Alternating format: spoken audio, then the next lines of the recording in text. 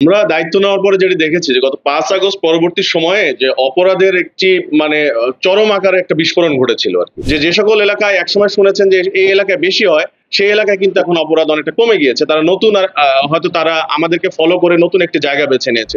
আমরা সেখানে অভিযান পরিচালনা করি এবং অভিযানটি বিকেল থেকে গভীর রাত পর্যন্ত আমরা সেখানে পরিচালনা করি। এই পরিচালনার ফলে আমরা সেখান থেকে বিভিন্ন আ অপরাধের সাথে জড়িত মাদক ব্যবসায়ী, মাদক বিক্রেতা, অস্ত্রের যোগানদাতা, ককটেল সংরক্ষণকারী সহ আমরা বিভিন্ন অপরাধে জড়িত আমরা ৪০ জনকে সেখান থেকে আটক করি এবং সেখানে আলামত হিসেবে আমরা তাদের কাছ থেকে ৮টি ককটেল উদ্ধার করি, যেটি পরবর্তীতে আমাদের ঢাকা মেট্রোপলিটন পুলিশের বোম ডিসপোজাল ইউনিট সেটিকে ডিফিউজ করে। ২টি পেট্রোল বোমা উদ্ধার করা হয়, ৬টি সামুরাই, ৫টি হেলমেট, ৩টি ছুরি। এই উদ্ধার অভিযানটি প্রায় ভোররাত পর্যন্ত চলে। আমরা এই আসামিদের জিজ্ঞাসাবাদে জানতে পেরেছি যে সেখানে যে বিভিন্ন মাদক ব্যবসায়ী রয়েছে, বুনিয়া, সোহেল, পিচ্চি, রাজা কিংবা চুয়া, সেলিম। তো এদের মধ্যে কয়েকজন তাদের সহযোগী হিসেবে কাজ করে এরকম আমরা অপরাধী পেয়েছি। তাদেরকে জিজ্ঞাসাবাদে আরো নাম উঠে আসছে। আমরা তাদের বিরুদ্ধেও আমরা গ্রেপ্তার অভিযান পরিচালিত করব। আমাদের এই মাদক এবং এই বিভিন্ন অপরাধে যারা জেনেভা ক্যাম্পে অপরাধ করে আসছে তাদের বিরুদ্ধে আমাদের এই ধরনের অভিযান আগামীতেও অব্যাহত থাকবে এবং আমরা মনে করি যে জেনেভা ক্যাম্পে যে বিভিন্ন সময় যে আনরেস্ট পরিস্থিতি তৈরি হয়, এই পরিস্থিতি যেন ভবিষ্যতে না ঘটে সেটির জন্য ঢাকা মেট্রোপলিটন পুলিশ সদা তৎপর থাকবে। কিন্তু নির্মূল করাটা আসলে আমার মনে হয় যে আগেও যেভাবে ঘটে নাই, আমরাও চেষ্টা করে যাচ্ছি, হয়তো এটা আমরা কাঙ্ক্ষিত পর্যায়ে হয়তো পৌঁছে যাব, কিন্তু এটি আমরা নিয়ন্ত্রণে রাখার জন্য সর্বোচ্চ চেষ্টা করব। আমরা দায়িত্ব নেওয়ার পরে যেটি দেখেছি যে গত ৫ আগস্ট পরবর্তী সময়ে যে অপরাধের একটি মানে চরম আকারে একটা বিস্ফোরণ ঘটেছিল আরকি। তো অপরাধীরা যারা বাহিরে ছিল তারাও চলে এসেছিল এবং তারপরে অনেক অপরাধ সেখানে ঘটেছে।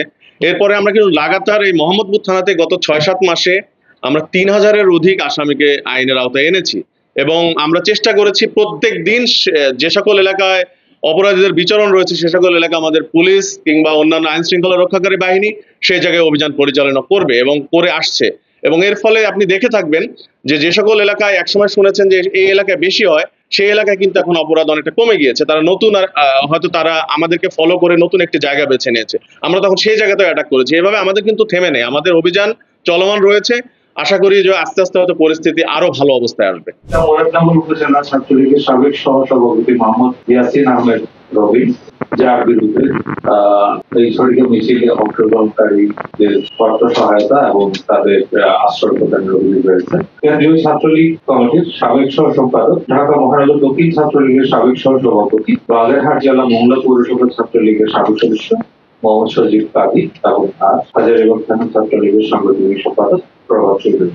আপনারা জানেন এই যে মিছিল আয়োজন এবং জনমনে আতঙ্ক সৃষ্টি করা, এই ব্যাপারে ঢাকা মেট্রোপলিটন পুলিশ তাদের কঠোর নীতি গ্রহণ করেছে এবং সেটা অব্যাহত থাকবে এবং রাজধানীতে যে কেউ এইসব মিছিল অংশগ্রহণ করে পরিকল্পনাকারী, তাদেরকে আশ্রয় প্রদানকারী এবং এইসব মিছিলে অংশগ্রহণকারীদের আর্থিক সহায়তাকারী থেকে শুরু করে যারাই থাকবে না কেন, যেহেতু তাদের কার্যক্রম আইনগত নিষিদ্ধ হয়েছে, এই নিষিদ্ধ কার্যক্রমের বিরুদ্ধে আমাদের কঠোর তৎপরতা অব্যাহত থাকবে এবং এক্ষেত্রে কাউকে কিন্তু আমাদের সাবধান করা হবে। আমরা সাধারণত কিছু প্রচলিত মাদক এর বাইরে কিছু অপ্রচলিত মাদক দ্রব্য আমরা দেখতে পাই। গত আগস্ট মাসে ঢাকা মেট্রোপলিটন পুলিশ প্রায় লক্ষাধিক ইয়াবা ট্যাবলেট উদ্ধার করেছে এবং প্রায় 500 কেজি উঠতে গাঁজা উদ্ধার করেছে। এর বাইরে কিছু অপ্রচলিত মাদক দ্রব্য উদ্ধার করেছে। আমাদের যে কোনো মাদক দ্রব্য থেকে উদ্ধার শুরু করে যে কোনো নিষিদ্ধ পণ্য এগুলা উদ্ধারের জন্য প্রচেষ্টা অব্যাহত রয়েছে। যদি আপনারা জানেন ইতিমধ্যে আমরা গুলশান এলাকায় বিভিন্ন কৃষাবারে অভিযান পরিচালনা করে অবৈধ শিক্ষা থেকে আরম্ভ করে নানা ধরনের নেশাজাতীয় দ্রব্য কিন্তু উদ্ধার করি। অর্থাৎ যে কোনো মাদক দ্রব্য সেটা মাদকের মুক্ত সেসব ক্ষেত্রে আমরা অবশ্যই আইন অনুযায়ী ব্যবস্থা গ্রহণ করবো এবং এক্ষেত্রে আমরা কোন ধরনের প্রদর্শন করবো। ধন্যবাদ সবাই। ধন্যবাদ। আপনাদের সবাইকে আন্তরিক ধন্যবাদ এবং কৃতজ্ঞতা।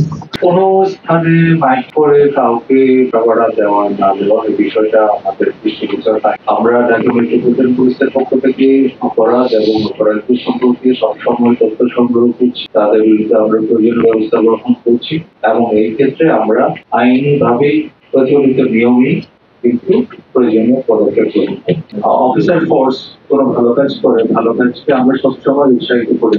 এই ক্ষেত্রে আর্থিক প্রণোদনা থেকে শুরু করে বিশেষ করে তাদেরকে আর্থিকভাবে পুরস্কৃত করার অভিযান কিন্তু বিএনপিতে রয়েছে, আইনিভাবে রয়েছে। এছাড়া কাজে উৎসাহিত করার জন্য বিভিন্নভাবে তাদেরকে পুরস্কৃত করার বিধান রয়েছে। এখানে বিশেষভাবে কোনো একটা কাজের জন্য ওরকম আপনি যে কথা বললেন যে ওয়ার্ল্ডের পাঁচটা বিষয়টা আমার জানা, তবে যে কোনো সময় যে কাউকে ভালো কাজের জন্য উৎসাহিত করার যে চিন্তা সেটা আমাদের রয়েছে।